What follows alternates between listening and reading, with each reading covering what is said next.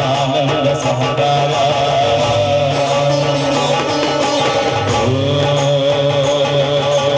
ವೇದಾಂತನೇ ತುಂಗಾರ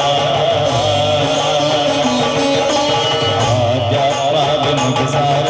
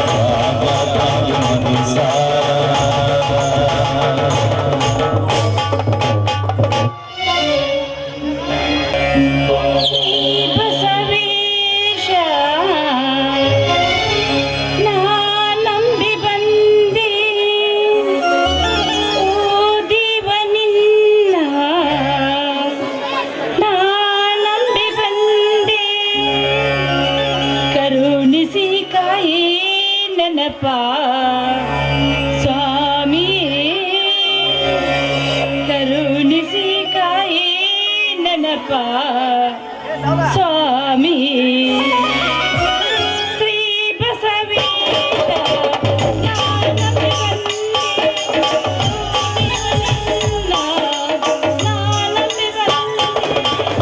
ಕರುಣಿಸಿ ಕಾಯಿ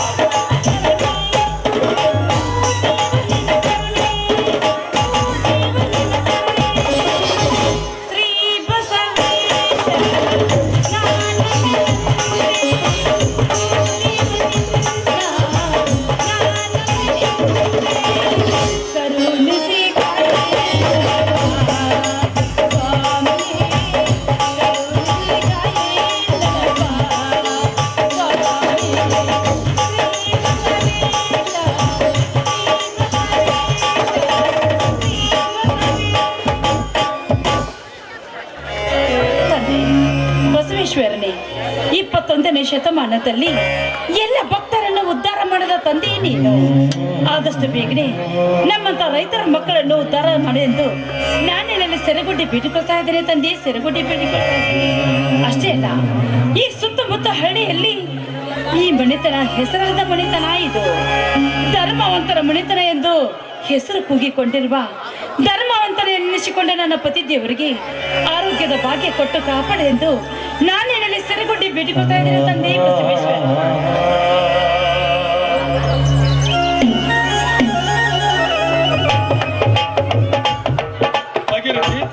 ನಮ್ಮ ಮನೆಯ ದೇವರಾದ ಶರಣೇಶ್ವರ ಹಾಗೂ ಗ್ರಾಮ ದೇವತೆ ಪೂಜೆ ಮುಗಿಯಿತೆ.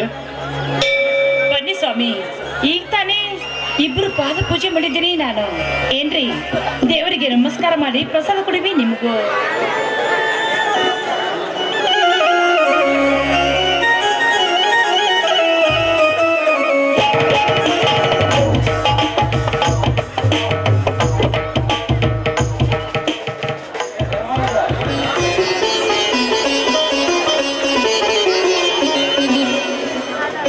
ಭಾಗ್ಯರಥಿ, ಆ ದೇವರಲ್ಲಿ ಏನೊಂದು ಬೇಡಿಕೊಂಡೆ? ಸ್ವಾಮಿ, ಈ ನಮ್ಮ ಮನೆತನ ಯಾವ ದೇವರ ದೃಷ್ಟಿ, ಕೆಟ್ಟ ದೃಷ್ಟಿ ನಮ್ಮ ಮನೆತನಕ್ಕೆ ಬೀಳದಿರಲಿ ಅಂತ ಆ ಬಸವೇಶ್ವರನಲ್ಲಿ ಇಂದು ಸೆರಗುಡ್ಡಿ ಬೇಡಿಕೊಂಡೆ ನಾನು. ಅಷ್ಟೇ ಅಲ್ಲ ರೀ, ಇನ್ನು ನನ್ನ ಅತ್ತೆ ಮಾವಂದಿರು ಈ ಸಮಾಜ ಸೇವೆ ಮಾಡ್ತಾ ಬಂದಿದ್ದಾರೆ ಅವರು. ಅದರಂತೆ ಧರ್ಮ, ನ್ಯಾಯ, ನೀತಿನಿಂದ ಬಂದ ಮನೆತನ ಇದು. ಈ ಸುತ್ತಮುತ್ತ ಹಳ್ಳಿಯಲ್ಲಿ ಹೆಸರಾದ ಮನೆತನ ನಮ್ಮದು. ಈ ರೈತರ ಮನೆತನಕ್ಕೆ ಎಂದೆಂದಿಗೂ ಜಯಂಕಾರದಿಂದ ಬಂದ ಮನೆತನಕ್ಕೆ ಯಾವಾಗಲೂ ಜಯಂಕಾರ ಇರಲಿ ಎಂದು ಈ ತಂದೆಯಲ್ಲಿ ಬೇಡಿಕೊಂಡೇ ನಾನು. ರೀ, ನನ್ನ ಮನಸ್ಸಿಗೆ ತುಂಬಾ ಸಂತೋಷವಾಗ್ತಾ ಇದೆ ಸ್ವಾಮಿ ಎಂದು. ಭಾಗ್ಯರಥಿ, ಜಯಕಾರ ಹಾಕಿಸಿಕೊಳ್ಳುವುದಕ್ಕೆ ಈ ಜನ ಸೇವೆ ಮಾಡುತ್ತಿಲ್ಲ ಭಾಗ್ಯರಥಿ. ಈ ಮನೆಯ ಸಿದ್ಧಾಂತಗಳನ್ನು ಮುಂದೆ ನಡೆಸಿಕೊಂಡು ಹೋಗುತ್ತಿರುವನು. ಹಸಿದು ಬಂದವರಿಗೆ ಅನ್ನ ಹಾಕುವುದೇ ನಮ್ಮ ಧರ್ಮ. ಕಷ್ಟದಲ್ಲಿದ್ದರಿಗೆ ಕರುಣೆಯಿಂದ ಸಹಾಯ ಮಾಡುತ್ತಾ ಅನ್ಯಾಯದ ವಿರುದ್ಧ ಹೋರಾಡುವುದೇ ನನ್ನ ಗುರಿ. ಹೌದು ಸ್ವಾಮಿ, ಈ ನಿಮ್ಮ ಹಂಬಲವನ್ನು, ಯಾವುದಕ್ಕೂ ಅನ್ಯಾಯವನ್ನು ತಡೆದುಕೊಳ್ಳುವ ಶಕ್ತಿ ನಿಮ್ಮಲ್ಲಿಲ್ಲ. ಯಾಕೆಂದ್ರೆ ಈ ಸಮಾಜದಲ್ಲಿ ರೈತನೆನಿಸಿಕೊಂಡವರು ನೀವು. ಅಷ್ಟೇ ಅಲ್ಲ, ಈ ಸುತ್ತಮುತ್ತ ಹಳ್ಳಿಯಲ್ಲಿ ದೊಡ್ಡ ಮನೆತನ ಅಂದ್ರೆ ಈ ನಮ್ಮ ಮನೆತನ ಅಂದಾಗ ನಿಮ್ಮ ಸತಿಯಾಗಿ ಬಂದ ನಾನು ತುಂಬಾ ಸಂತೋಷವಾಗ್ತಾ ಇದ್ದಾರೆ ಈ ನನ್ನ ಮನಸ್ಸಿಗೆ. ಜಯ ಸಿಗುವುದು ಮುಖ್ಯವಲ್ಲ ಭಾಗ್ಯರಥಿ. ಧರ್ಮದ ದಾರಿಯಲ್ಲಿ ನಡೆಯುವುದೇ ಮಾನವನ ಧರ್ಮ. ನೀತಿವಂತನಾಗಿ ಬಾಳುವುದೇ ನನ್ನ ನಿಯತ್ತು. ಈ ಜನಗಳ ಮಧ್ಯೆ ನೀತಿವಂತನಾಗಿ ಬಾಳುವುದೇ ನನ್ನ ಜೀವನದ ಧರ್ಮ. ಹೌದು ಸ್ವಾಮಿ, ಈ ನಿಮ್ಮ ಧರ್ಮ ನಿಷ್ಠೆಗೆ ಈ ಮನೆಯಲ್ಲಿ ಎಂದಾದ್ರೂ ಒಂದು ದಿನ ಆ ದೇವರು ನಮ್ಮ ಪಾಲಿಗೆ ಬಂದೇ ಬರ್ತಾ ಇದ್ದೇನೆ. ನೀವು ಯಾವುದಕ್ಕೂ ಚಿಂತೆ ಮಾಡಬೇಡಿ ಇನ್ನು ಮುಂದೆ. ಯಾಕೆಂದ್ರೆ ಮುತ್ತಿನಂತ ನನ್ನ ಮೈದನು ಕೂಡ ಒಳ್ಳೆಯವನೇ ಇದ್ದೇನೆ. ತಮ್ಮಂದಿರ ಬಗ್ಗೆ ಎಷ್ಟೊಂದು ಕಾಳಜಿ ತೋರಿಸ್ತಾ ಇದ್ದೀರಾ ನೀವು, ಅಲ್ಲವೇ ಸ್ವಾಮಿ? ಆದರ್ಶದಿಂದ ನಡೆದುಕೊಳ್ಳುವ ರೈತರಿಗೆ ಮರ್ಯಾದೆ ಇಲ್ಲದಂತಾಗಿದೆ ಭಾಗ್ಯರಥಿ. ಈಗಿನ ಕಾಲದಲ್ಲಿ ಬಡ ರೈತರ ಮೇಲೆ ದಬ್ಬಾಳಿಕೆ ಮಾಡುತ್ತಾ ದರ್ಪದಿಂದ ನಡೆಯುತ್ತಿದ್ದಾರಲ್ಲ ಉಗ್ರಯ್ಯ, ಪ್ರಶಾಂತ್ ಪಾಟೀಲರಂತ ಭೂಮಿ ಮೇಲೆ ಬದುಕಿರುವವರಿಗೂ ನಮ್ಮಂತ ರೈತರ ಕಷ್ಟ ತಪ್ಪಿದ್ದಲ್ಲ ಭಾಗ್ಯರಥಿ, ತಪ್ಪಿದ್ದಲ್ಲ. ಸ್ವಾಮಿ, ಒಣಗಿದ ಒಂದು ಕಾಡ ಮರದಲ್ಲಿ ಒಂದು ಕಾಡು ಮರ ಇದ್ದರೆ ಅದಕ್ಕೆ ಬೆಂಕಿ ಹಚ್ಚಿ ಸುತ್ತು ನಾಶ ಮಾಡಬೇಕು ನಾವು. ಯಾಕೆಂದ್ರೆ ಅದರಂತೆ ಈ ಸಮಾಜದಲ್ಲಿ ಕೂಡ ನಯವಂಚಕರು, ದುಷ್ಟರು ತುಂಬಿದ್ದಾರೆ ನಮ್ಮ ಸಮಾಜದಲ್ಲಿ. ಅಂತವ್ರನ್ನ ಸದೆ ಪಡೆಯಬೇಕಾದ್ರೆ ಈಗಲೇ ಬೆಂಕಿ ಹಚ್ಚಿ ಸುಟ್ಟು ಹಾಕಬೇಕು ಅಂತ ನಯವಂಚಕರನ್ನು. ಬಲಗೈಯಲ್ಲಿ ತುತ್ತು ತೋರಿಸಿ ಎಡಗೈಯಲ್ಲಿ ವಿಷ ಉಡಿಸುವ ಕಾಲವಿದು. ಧರ್ಮನಿಷ್ಠೆಗಿಂತ ಕರ್ಮದ ಕಾರ್ಯ ಕಂಗೊಳಿಸುತ್ತಿದೆ ಭಾಗೀರಥಿ ಈ ಸಮಾಜದಲ್ಲಿ.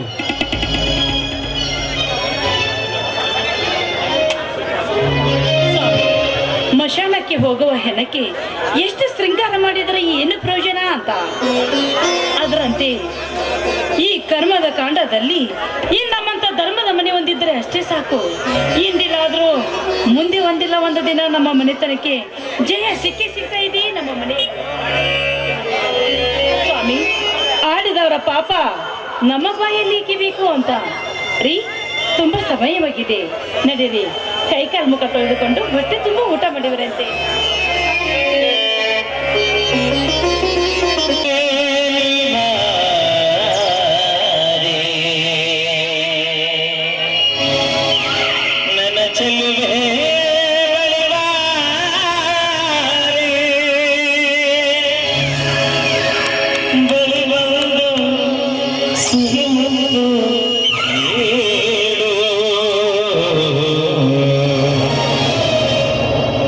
ಸಿಹಿ ಮುತ್ತಿನ ಕಾಣಿಕೆ ನಿವಾರಣ ಸಲಿಗಕ್ಕೆ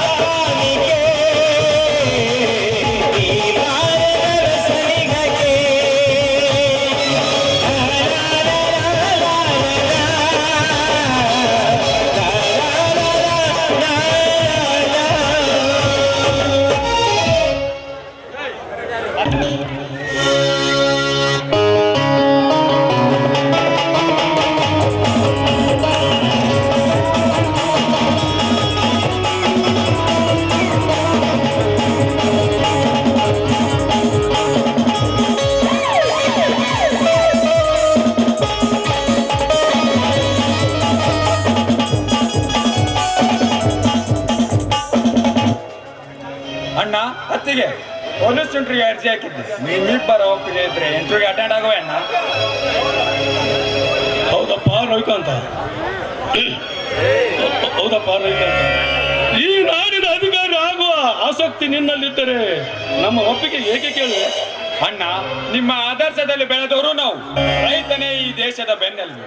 ನಮ್ಮಂತ ರೈತರ ಬೆರಳುಗಳು ಮಣ್ಣಲ್ಲೇ ಕೆಲಸ ಮಾಡಿ ಈ ಸಕಲ ಜೀವರಾಶಿಗಳಿಗೆ ಅನ್ನ ನೀಡುವುದು ಶ್ರೇಷ್ಠವೆಂದು ನಮಗೆ ಮಾರ್ಗದರ್ಶನ ನೀಡಿದವರು ನೀವು. ಅದಕ್ಕೆ ನಿಮ್ಮ ಒಪ್ಪಿಗೆ ಕೇಳಿದೆ ಅಣ್ಣ. ನೀ ಹೇಳುವ ಮಾತು ಸರಿ ರವಿಕಾಂತ.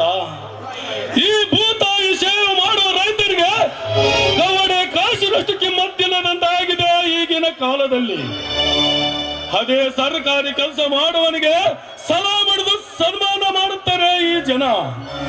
ಆದರೆ ಮಳೆ ಚಳಿ ಬಿಸಿಲನ್ನು ಲೆಕ್ಕಿಸದೆ ಕಷ್ಟಪಡುವ ರೈತನನ್ನು ಕಾಲು ಕಸಕ್ಕಿಂತಾಗಿ ಕೇಳದೆ ಕಾಣುತ್ತಾರೆ ಈ ದೇಶದ ಭ್ರಷ್ಟ ರಾಜಕಾರಣಿಗಳು. ಹೌದು ಮೈದನ, ರಾಜ ಸಿಂಹಾಸನದ ಮೇಲೆ ಕುಳಿತುಕೊಂಡು ರಾಜ್ಯಭಾರ ಮಾಡುತ್ತಿರುವ ಈಗಿನ ದುಷ್ಟರಿಗೆ ಅಂತವರಿಗೆ ನೀನು ಬುದ್ಧಿ ಕಲಿಸುವ ಪದಾಧಿಕಾರಿಯಾಗಿ ಬರಬೇಕಾದ್ರೆ ಇದೇ ನಮ್ಮ ಊರಿನ ಮೇಲೆ ಸೇವೆ ಸಾಧಿಸ್ತಾ ಇದ್ದಾರಲ್ಲ ಆ ಉಗ್ರಯ್ಯ ಪ್ರಕಾಶ್ ಪಾಟೀಲ್ ಅಂತವರಿಗೆ ಅವರಿಗೆ ತಕ್ಕ ಶಿಕ್ಷೆ ಕೊಡಬೇಕಾದ್ರೆ ಇಂದು ನೀನು ಪೊಲೀಸ್ ಅಧಿಕಾರಿಯಾಗಿ ಬಂದು ಅವರಿಗೆ ಒದ್ದು ಬುದ್ಧಿ ಕಲಿಸುವ ಪದಾಧಿಕಾರಿಯಾಗಿ ಬರಬೇಕಿರುವುದೇ ಈ ನಿನ್ನ ಅತ್ತಿಗೆ ಆಸೆ ಮದ್ರ, ಅತ್ತಿಗೆ ಆಸೆ. ಆ ಉಗ್ರಯ್ಯ ಮತ್ತು ಪ್ರಶಾಂತ್ ಪಾಟೀಲರಂತ ಪುಂಡ ಪುರಾರಿಗಳಿಗೆ ಕೈಕೊಳ ತೊಡಿಸಿ ಸಾಂಗ್ಲಿಯನ IPS ಕೆಂಪಯ್ಯರ್ ಅಂತೆ ನಿಷ್ಠಾವಂತ ಅಧಿಕಾರಿಯಾಗಿ ನ್ಯಾಯ ದೇವತೆಗೆ ಅನ್ಯಾಯ ಎಸಗುವ ಕೊಲೆಯ ಸುಲಿಗೆ ಮಾಡಿ ಈ ಕನ್ನಡ ನಾಡನ್ನು ಕರಾಳ ಮಾಡುವ ಭ್ರಷ್ಟ ರಾಜಕಾರಣಿಯರಲ್ಲಿ ಅಧಿಕಾರಿಯರಲ್ಲಿ ಅಂತವರಿಗೆ ಬೇಡಿ ತೋರಿಸಿ ನನ್ನ ಕಾರ್ಯ ನನ್ನ ಕಾರ್ಯ. ತಮ್ಮ ರವಿಕಾಂತ, ಕಾಕಿ ಖಾದಿ ಕಾವಿ ಇವು ಮೂರು ನಮ್ಮ ನಾಡಿನ ನ್ಯಾಯಸ್ತಂಭಗಳು. ಈ ಕಾಕಿ ಖಾದಿ ಕಾವಿ ತಮ್ಮ ಕರ್ತವ್ಯವನ್ನು ನಿಭಾಯಿಸಿಕೊಂಡು ಹೋದರೆ ಈ ಜಗತ್ತಿನಲ್ಲಿ ನಮ್ಮ ನಾಡು ಉತ್ತಮಕ್ಕೆ ಅನ್ನೋದ್ರಲ್ಲಿ ಸಂದೇಹವಿಲ್ಲ. ಆದರೆ ಖಾದಿ ಬಟ್ಟೆ ತೊಟ್ಟುಕೊಂಡು ಕಾಕಿ ತಮ್ಮ ಕೈವಶ ಮಾಡಿಕೊಂಡು ಪ್ರಜೆಗಳಿಗೆ ಮರಳು ಮಾಡಿ ಕಾನೂನು ಕಣ್ಣಿಗೆ ಮಣ್ಣರಿಸುವ ಭ್ರಷ್ಟರನ್ನು ಅಪರಾಧಿ ಸ್ಥಾನದಲ್ಲಿ ನಿಲ್ಲಿಸಿ ನಿಷ್ಠಾವಂತ ಅಧಿಕಾರಿಯಾಗಿ ರಕ್ತ ಸಂಬಂಧಗಳನ್ನು ಲೆಕ್ಕಿಸದೆ ಕಾನೂನು ಕಾಪಾಡಬೇಕಂತ ಕಾನೂನು ಕಾಪಾಡು. ಆಯ್ತಣ್ಣ, ನಿನ್ನ ಆಜ್ಞೆ ಅಂತ ನಡೆಯುತ್ತೇನೆ. ನಿನ್ನ ಅನುಗ್ರಹದಿಂದ ಇಂದು ನಡೆಯುವ ಇಂಟರ್ನಲ್ಲಿ ನಾನು ಸೆಲೆಕ್ಷನ್ ಆಗಿದ್ದೆ. ಆದರೆ ನನ್ನ ಕರ್ತವ್ಯವನ್ನು ದುರುಪಯೋಗ ಪಡಿಸಿಕೊಳ್ಳದೆ ಈ ದೇಶದ ಜನತೆಗೆ ಅತ್ಯಾಚಾರ ಎಸಗುವ ದೇಶದ್ರೋಹ ಸದೆ ಪಡೆದು ಸತ್ಯ ನ್ಯಾಯ ನೀತಿ ಧರ್ಮವನ್ನು ಎತ್ತಿಡುವ ದಿಟ್ಟ ಅಧಿಕಾರಿ ಆಗುತ್ತಾನೆ ಅಣ್ಣ. ಅಣ್ಣ, ನನಗೆ ಆಶೀರ್ವಾದ ಮಾಡಿ. ಒಳ್ಳೆಯದಾಗಲಿ ನಿನಗೆ. ಮೈದುನ, ಆ ತಂದೆ ಬಸವೇಶ್ವರ ಆಶೀರ್ವಾದ ಸದಾ ನಿನ್ನ ಮೇಲೆ ಇರಲಿ ಎಂದು ನಾನು ಕೈ ಮುಗಿದು ಪ್ರಾರ್ಥಿಸಿಕೊಳ್ತಾ ಇದ್ದೇನಪ್ಪ ಮೈದುನ. ಅಣ್ಣ, ಅತ್ತಿಗೆ ಹೋಗಿ ಬರುತ್ತೇನೆ. ಆಯ್ತು, ಹೋಗಿ ಬೇಗನೆ ಬಾ.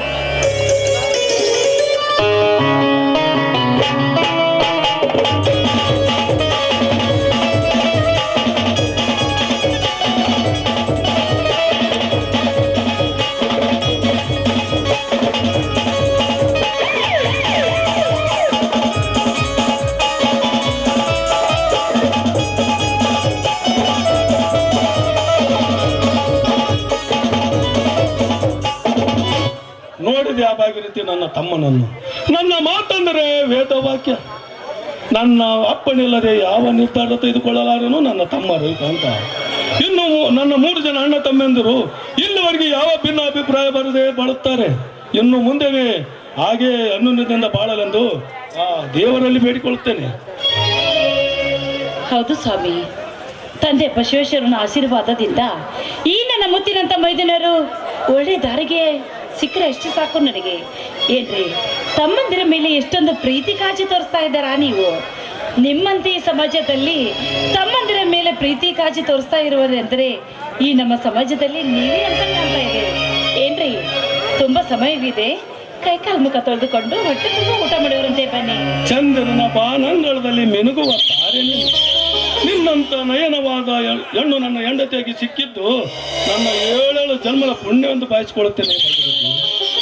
ಶೃಂಗಾರದ ಕಾವ್ಯ ಬಂಗಾರ ನೀನು, ಶೃಂಗಾರವಿಲ್ಲದ ಬಡವ ನಾನು. ನಿನ್ನ ಪ್ರೀತಿ ನನಗೆ ಶೃಂಗಾರವಾದರೆ ನನ್ನ ಜೀವನ ಬಂಗಾರವಾಗುವುದು. ಅದಕ್ಕೆ ಬೆರಗಾದ ಈ ನಿನ್ನ ಪ್ರಿಯತಮ್ಮನಿಗೆ ಈ ಮಕ್ಕಳು ಸುರಿಸು. ಹೌದ್ರಿ, ನಾನು ಬಂಗಾರ, ನೀವು ಬಂಗಾರ, ನನ್ನ ಪಾಲಿಗೆ ಅಲ್ವೇನ್ರಿ? ನಿನ್ನಂತ ಸತಿ ಇರುವಾಗ ಅದಕ್ಕೆ ಸಿರಿ ಬರತೆ. ನಿಮ್ಮಂತ ಪತಿ ದೇವರು ಸಿಕ್ಕಿರುವಾಗ ನಾನು ಧನ್ಯ ರೀ, ನಾನು ಧನ್ಯ.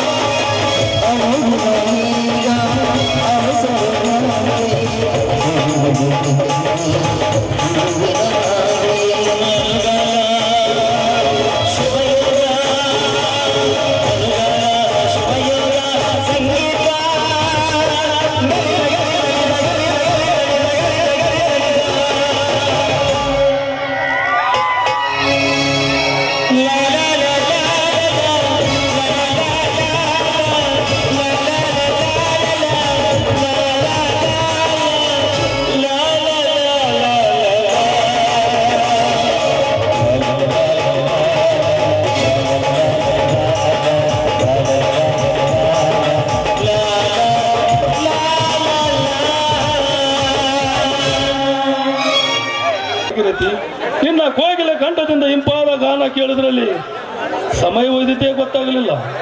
ನಮ್ಮ ತಾಲೂಕಿನ ಎಲ್ಲ ರೈತರು ಸೇರಿ ಈ ತಿಂಗಳ ನಡುವೆ ವಿಧಾನಸಭಾ ಚುನಾವಣೆಗೆ ಸ್ಪರ್ಧೆಯನ್ನು ಆಯ್ಕೆ ಮಾಡಬೇಕೆಂದು ನಮ್ಮೆಲ್ಲ ರೈತರು ಸಭೆಗೆ ಕರೀತಾರೆ.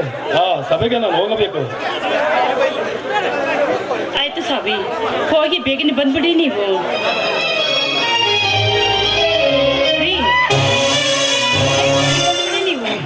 ಏಕ ಯಾಕಣ್ಣ ಎಲ್ಲಿಗೂ ಹೊರಡಂತೆ ಕಾಣುತ್ತಿದೆಯಲ್ಲ? ನಮ್ಮ ರೈತರು ಸಭೆಗೆ ಕರೆದಿದ್ದಾರೆ. ಆ ಸಭೆಗೆ ನಾನು ಹೋಗುವೆ. ಗುರು, ಹೊಲದಲ್ಲಿ ಬೆಳೆ ಚೆನ್ನಾಗಿದೆ. ಅಣ್ಣ, ಈ ಭೂತಾಯಿಯನ್ನು ನಂಬಿ ಭೂತಾಯಿಯ ಒಡಲಲ್ಲಿ ದುಡಿಯುವ ನಮಗೆ ಒಳ್ಳೆಯ ಬೆಳೆಯನ್ನೇ ಕಲ್ಪಿಸುತ್ತಾಳೆ ಈ ಭೂಮಾತೆ. ಆದರೆ ನಮ್ಮ ಹೊಲದಲ್ಲಿ ಬೆಳೆದ ಹತ್ತಿ ಬೆಳೆಯನ್ನು ಸಹಿಸದೆ ನಮ್ಮ ಹೊಲದಲ್ಲಿನ 2,000 ಹತ್ತಿ ಬೆಳೆಯನ್ನು ನಾಶ ಮಾಡಿರುನು ಆ ಕೆಟ್ಟ ಕುಲದ ಉಗ್ರಯ್ಯ. ಹೋಗಲಿ ಬಿಡು ಗುರು, ಕೊಡೋ ದೇವರು ಬಡವನಲ್ಲ. ಕೊಡಬೇಕೆಂದು ಮನಸ್ಸು ಮಾಡಿದರೆ ಒಂದು ಸಾಧನೆಯನ್ನು ಕೊಡುತ್ತಾನೆ ಆ ದೇವರು. ಅಣ್ಣ, ಕೊಡುತ್ತಾನೆಂದು ಕೈ ಕಟ್ಟಿ ಕುಳಿತರೆ ಬೆಳೆ ಬರಲಾರದಣ್ಣ. ಕಷ್ಟಪಟ್ಟು ದುಡಿದಾಗಲೇ ಒಳ್ಳೆ ಬೆಳೆ ಬರಲು ಸಾಧ್ಯ. ಅಂತ ಕಷ್ಟಪಟ್ಟು ಬೆಳೆದ ಬೆಳೆಯನ್ನು ನಾಶ ಮಾಡಿರುನು ಉಗ್ರಯ್ಯ. ಅವನು ಮಾಡಿದ ಕೆಲಸಕ್ಕೆ ಅವನನ್ನು ಇಂಚಾಗಿ ಕಡಿದಾಗಲೇ ನನ್ನ ಕೋಪ ತೀರುವುದಣ್ಣ. ಕೋಪ ತೀರುವುದು. ಕೋಪದ ಕೈಯಲ್ಲಿ ಬುದ್ಧಿ ಕೊಡುವುದು ಸರಿಯಲ್ಲ ಗುರು. ಅಣ್ಣ, ಇಂದು 2,000 ಬೆಳೆ ನಾಶ ಮಾಡಿದ್ದಾನೆ, ನಾಳೆ ಇಡೀ ಹೊಲದ ಬೆಳೆ ನಾಶ ಮಾಡುತ್ತಾನೆ ಆ ಕಟುಕ. ಆ ಕಟುಕನ ಎದೆಗೆ ಒದ್ದು ಕಲಿಸಿದಾಗಲೇ ತಿಳಿದುಕೊಳ್ಳುವನು. ಆತನ ಪಡಬೇಡ ಗುರು, ನಾನೆಲ್ಲ ಉಗ್ರನಿಗೆ ತಿಳಿಸಿ ಹೇಳುವೆ.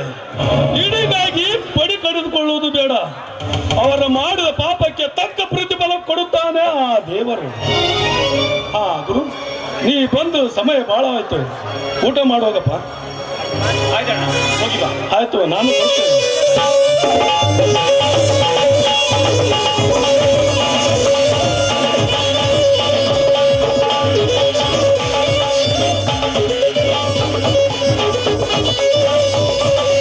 ಒಳಗಡೆ ಮೊದಲಿದ್ದು ಖಬರವೇ ನಿನಗೆ? ಏನ್ರಿ ಯಜಮಾನ್ರಿ, ಇಷ್ಟೊಂದು ಮುಗ್ತಾನೆ ಇದ್ದೀರಲ್ಲ? ಅಲ್ರಿ, ನಾನ್ ನೀನು ಮಹಾರಾಣಿ ತರ ಒಳಗಡೆ ಕೊಡ್ತಿಲ್ಲ ರೀ. ಒಳಗಡೆ ಕೆಲಸ ಮಾಡ್ತಾ ಇದ್ದೆ. ಏನು ಯಜಮಾನ್ರು ಅಲ್ಲ, ಇಂಥ ಮನಿ ನಮ್ಮ ಅಪ್ಪ ನಮ್ಮಮ್ಮ ಯಾಕಾರ ಕೊಟ್ರೆ ಅಂತೀನಿ, ಯಾಕಾರ ನಿಮ್ಮನ್ನ ಮದುವೆ ಮಾಡ್ಕೊಂಡಿ ಅಂತೀನಿ ನೋಡ್ರಿ. ನಾ ಅಂತೀನಿ ಅಲ್ರಿ, ನೋಡ್ರಿ ನೀವು ಕಟ್ಟಿಗೆ ಬಾಂದ್ರಿ ಅಂದ್ರೆ ನಾನು ತವ್ರ ಮನೆಗೆ ಹೋಗೇ ಬಿಡ್ತೀನಿ. ಏನ ಆಗ ಮನೆಗೆ ಹೋಗ್ಬಿಡ್ತೀಯ? ಹೋಗಿ ಬಿಡ ಹೋಗ. ಅಲ್ಲಲ್ಲೇ ಕಾವೇರಿ, ಗಂಡ ಹೊಲಕ್ಕೆ ಹೋಗಿ ದಣ್ಕಂಡ್ ಬಂದ ನನ್ನ ಕಬರ್ಲಿ ನಿನಗ ಒಟ್ಟೆಸ್ಕೊಂಡು ನಾನು ಬಂದ್ರ ನನಗ ಟೆಬರ್ ಮಾಡ್ತೀಯಲ್ಲ ನೀನು. ನನಗ ಇಷ್ಟು ಮಾತಾಡ್ತಿ ಅಂದ್ಮೇಲೆ ಒಂದು ನಿಮಿಷ ಈ ಮನೆಗೆ ಹೋಗ್ಬಿಡ, ಹೋಗ್ಬಿಡ್ತೀನಿ ತವ್ರ ಮನೆಗೆ. ನೋಡ್ರಿ, ಮತ್ತ ನಾನು ನೀವು ಬ್ಯಾಡ ಅಂದ್ರೆ ಕೇಳೋದೇ ಇಲ್ಲ. ನಾನು ತವ್ರ ಮನೆಗೆ ಹೋಗಿ ಬಿಡ್ತೇನೆ. ಅಕ್ಕಗ ಬಾವಾಗ ಹೇಳ ಹೋಗಿನ ಮತ್ತ ಹಂಗ ಹೋಗೋದಿಲ್ಲ. ಹೋಗಿ ಬಿಡ, ಹೋಗಿ ಬಿಡ. ನನಗ ನೀ ಬ್ಯಾಡ ಅಂದ್ಮೇಲೆ ಅಕ್ಕ ಬಾವಾರ ಏನ್ ಮಾಡ್ತಾರ? ಹೋಗ್ಬಿಡು ಹೋಗ. ನಿನಗ ನಾ ಬ್ಯಾಡಾಗಿನಿ ಅಂದ್ಮೇಲೆ ನಾನ್ ಯಾಕೆ ಇಲ್ಲಿ ಇರ್ಲಿ?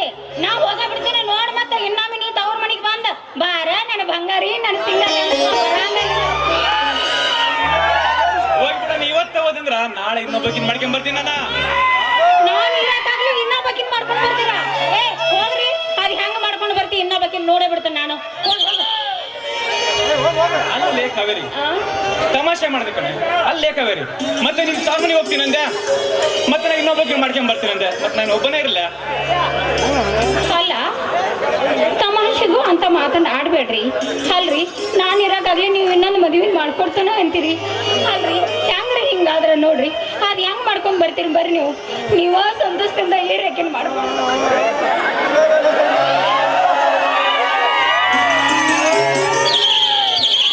ಕಾವೇರಿ, ತಮಾಷೆ ಮಾಡಿದೆ ಕಣೆ. ಇಷ್ಟಕ್ಕೆ ಬೇಜಾರು ಮಾಡ್ಕೊಂಡ್ಬಿಟ್ಟಿಯಲ್ಲ. ನಿನ್ನನ್ನು ಬಿಟ್ಟಿರೋ ಶಕ್ತಿ ನನಗಿಲ್ಲ ಕಣೆ. ಗಂಡ ಹೆಂಡರ ನಡುವೆ ಸ್ವಲ್ಪವಾದರೂ ವಿರಸ ಇರಲೇಬೇಕು. ವಿರಸವಿದ್ದಾಗಲೇ ಪ್ರೀತಿಯಿಂದ ಈ ಜೀವನ ಎಂಬ ನೌಕೆಯನ್ನು ಸಾಗಿಸಲು ಸಾಧ್ಯ. ಕಾವೇರಿ, ನೋಡ್ರಿ, ತಮಾಷೆಗೆ ನೀವು ಮಾತಾಡೋದು ನೋಡಿದ್ರ ನನ್ನ ಉಸಿರ ನಿಂತು ಹೋಗಿತ್ತು. ಬ್ಯಾಡ್ರಿ, ನೋಡ್ರಿ, ನಿಮ್ಮನ್ನು ಬಿಟ್ಟು ಬದುಕೋ ಶಕ್ತಿನ ನನಗಿಲ್ಲ. ಕಾವೇರಿ, ಬದುಕೆಂಬ ಹೊಲದಲ್ಲಿ ಸಮಸ್ಯೆ ಎನ್ನುವ ಕಳೆ ಬೆಳೆಯುತ್ತಲೇ ಇರುತ್ತದೆ. ಹಾಗಂತ ಹೊಲನ ಬಿಟ್ಟು ಹೋಗಕ್ಕಾಗುತ್ತಾ ಕಾವೇರಿ? ಆ ಕಳೆಯನ್ನು ಕಿತ್ತು ಬದುಕುವ ಕಲೆಯನ್ನು ಕಲಿತು ನಾವು ಬಾಳಲೇಬೇಕು. ನನ್ನ ನಿನ್ನ ಮಧ್ಯ ಏನ ಸಮಸ್ಯೆ ಬಂದರೂ ಅದನ್ನು ಎದುರಿಸಿ ನನ್ನ ಜೀವನ ಇರುವವರೆಗೂ ನಿನ್ನ ಜೊತೆ ಪ್ರೀತಿಯಿಂದ ಬರುತ್ತೇನೆ ಕಾವೇರಿ. ಇದು ಆ ದೇವರ ಸಾಕ್ಷಿಯಾಗಿಯೂ ಸತ್ಯ. ಸ್ವಾರ್ಥಕವಾಯ್ತು. ನನ್ನ ಜೀವನ ಇವತ್ತಿಗೆ ಸ್ವಾರ್ಥಕವಾಯ್ತು. ಈ ನಿಮ್ಮ ಪ್ರೀತಿ ಎಂಬ ನಿಮ್ಮ ಉಸಿರಿನಲ್ಲಿ ಸದಾ ನನಗೆ ಉಸಿರಿದ್ರೆ ಸಾಕು, ಅದೇ ನನಗೆ ಸ್ವರ್ಗ. ಸಂತೋಷದಿಂದ ನನ್ನ ಹೃದಯ ಕಾವೇರಿ ಕಾವೇರಿ ಎಂದು ಮಿಡಿತಾ ಇದೆ. ಬಾ ನೋಡಿಲ್ಲಿ.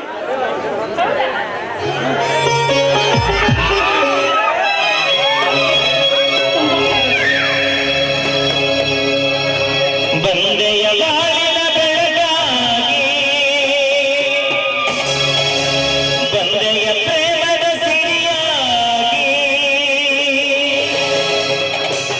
ನನಗಾಗಿ ನನ್ನ ಜೊತೆಯಾಗಿ ನನಗಾಗಿ ನನ್ನ ಜೊತೆಯಾಗಿ ಸ್ನೇಹದ ಮಾತಿಂದ ಪ್ರೀತಿಯ ಜೇನಿಂದ ತುಂಬುತ್ತಾನಂದ.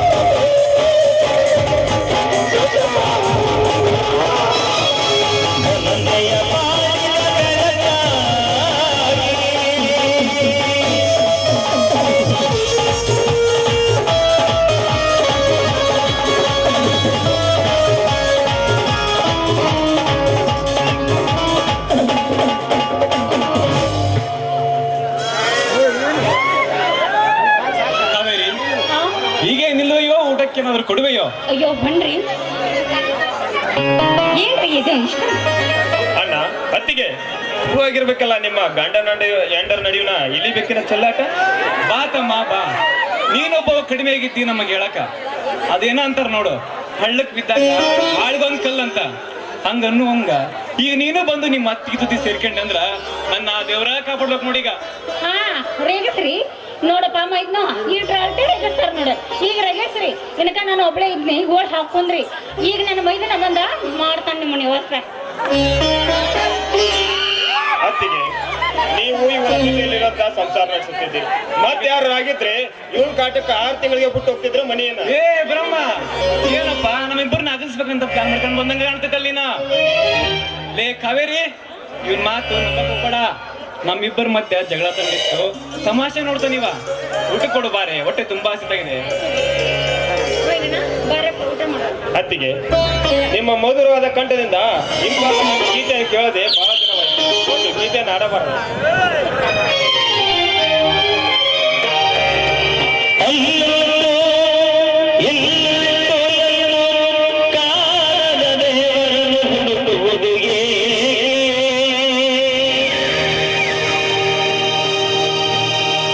ಹರಿವ ನೀರಲ್ಲಿ ಮುಳು ಮುಳುಗಿರುವ ಒಂದು ಕಾಣದಿರುವ ಕಲ್ಪನೆಯೇ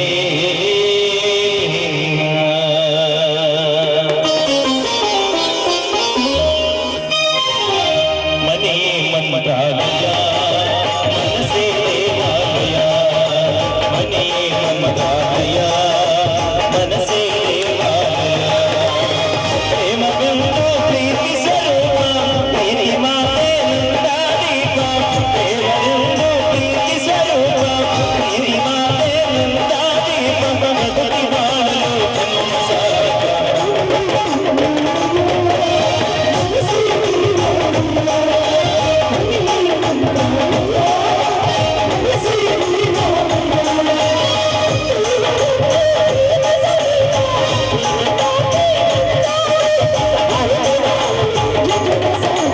ಮನೆಯೇ ಮಂತ್ರಾಲಯ, ಮನಸ್ಸೇ ದೇವಾಲಯ.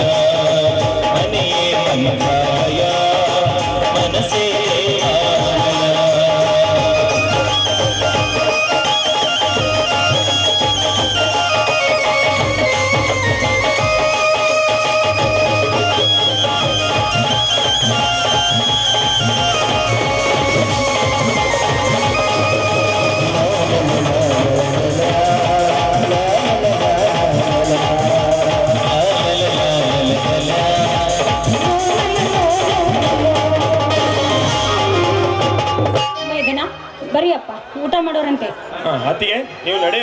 ಬರ್ತೇನೆ. ಬಾತಮ್ಮ. ಬರ್ತೀನಿ ಅಣ್ಣ. ನೀನ್ ನಡಿ.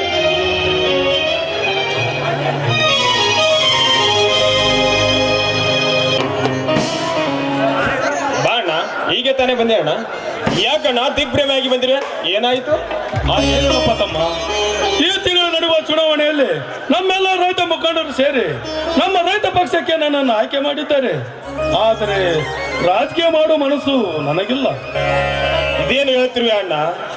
ಎಲ್ಲ ರೈತ ಮುಖಂಡರು ಸೇರಿ ನಿನ್ನನ್ನು ರೈತ ಪಕ್ಷದ ಪರ ಚುನಾವಣೆಯಲ್ಲಿ ಸ್ಪರ್ಧಿಸಲು ನಿನಗೆ ಅವಕಾಶ ಕೊಟ್ಟರೆ ನಿನಗೆ ಮನಸ್ಸಲ್ಲ ಒಂದು ಹೇಳ್ತಿರುವೆಲ್ಲಣ್ಣ. ಯಾಕಣ್ಣ, ಏನಾಯ್ತು? ನೀವು ಹೇಳುತ್ತಿರೋದು ಸತ್ಯ ಬ್ರಹ್ಮ. ಆ ವಂಚಕರು ಹುಟ್ಟರಿಸುವ ಕಾಲ ಇದು ಅಲ್ಲ. ಬುದ್ಧಿ ರಾಜಕಾರಣಿಗಳು ಭ್ರಷ್ಟ ರಾಜಕೀಯ ಮಾಡುತ್ತಾ ಈ ನಾಡಿನ ಪ್ರಜೆಗಳಿಗೆ ಕಣ್ಣಿಗೆ ಮಣ್ಣು ಗೊತ್ತಾ ಈ ಭಾರತಾಂಬೆಯನ್ನು ಬೆತ್ತಲ ಮಾಡಿ ರಾಜ್ಯ ಆಳುವ ಮುಂಡ ಮಕ್ಕಳ ಕಾಲವಿದೆ. ನಮ್ಮಂತ ನೀತಿವಂತರ ಕಾಲ ಇದಲ್ಲ ಬ್ರಹ್ಮ, ಇದು ಅಲ್ಲ. ಅಣ್ಣ, ಆ ಕಾಲದಲ್ಲಿ ಉದಯಿಸುವ ಸೂರ್ಯ ಈ ಕಾಲದಲ್ಲೂ ಉದಯಿಸುವನು. ಆ ಕಾಲದಲ್ಲಿ ಬೆಳಕು ಚೆಲ್ಲುವ ಚಂದ್ರ ಈ ಕಾಲದಲ್ಲೂ ಬೆಳಕು ಚೆಲ್ಲುವನು. ಭೂಮಿ, ಆಕಾಶ, ಬೀಸುವ ಗಾಳಿ ಇದು ಯಾವುದು ಬದಲಾಗಿಲ್ಲವಣ್ಣ. ಬಿಟ್ಟಿ ಬಗೆದ ಬಲೆ ಬೇಯಿಸಿ ಮುಕ್ತ ಪ್ರಜೆಗಳಿಗೆ ಮೋಸ ಮಾಡಿ ನಡೀತಾ ಒಂದು ಬಗುತ್ತಿದ್ದಾರೆ ಈಗಿನ ಬಂಡ ರಾಜಕಾರಣಿಗಳು. ಈ ರಾಜಕಾರಣಿಗಳಿಂದ ಕೆಟ್ಟು ಹೋಗಿದೆ ಈ ನಮ್ಮ ಪ್ರಜಾಪ್ರಭುತ್ವವನ್ನ. ಈ ಸಮಾಜ ಸುಧಾರಿಸಬೇಕಾದ್ರೆ ನಿಮ್ಮಂತ ಸತ್ಯವಂತರ ಅವಶ್ಯಕತೆ ಇದೆ ಅಣ್ಣ. ಸತ್ಯದಿಂದ ಸ್ವಾತಂತ್ರ್ಯ ತಂದು ಕೊಟ್ಟ ಮಹಾತ್ಮ ಗಾಂಧೀಜಿಯನ್ನೇ ಬಿಟ್ಟಲಿಲ್ಲ. ಅಷ್ಟೇ ಏಕೆ ಬ್ರಹ್ಮ, ಸತ್ಯ ಧರ್ಮಕ್ಕೆ ಮತ್ತೊಂದು ಹೆಸರಾದ ಕೆಂಗಲ್ ಹನುಮಂತರಾಯ ನಿರ್ಮಿಸಿರುವ ವಿಧಾನಸೌಧದಲ್ಲಿ ಒಂದು ದಿನ ಸಭೆ ನಡೆಸಲು ಬಿಡಲಿಲ್ಲ ಈ ರಾಜಕಾರಣಿಗಳು. ಇನ್ನು ನಾವ್ಯಾವ ಲೆಕ್ಕ ಬ್ರಹ್ಮ? ಆ ಉಗ್ರಯ್ಯ ಪ್ರಶಾಂತ್ ಪಾಟೀಲ್ ನನ್ನ ಮೇಲೆ ಕೆಂಡ ಕಾರುವರು. ಈ ಚುನಾವಣೆಗೆ ಸ್ಪರ್ಧಿಸಬೇಡೆಂದು ನನಗೆ ತಾಕೀತು ಮಾಡಿದ್ದಾರೆ. ಇದೇನು ಹೇಳ್ತಿರುವೆ ಅಣ್ಣ?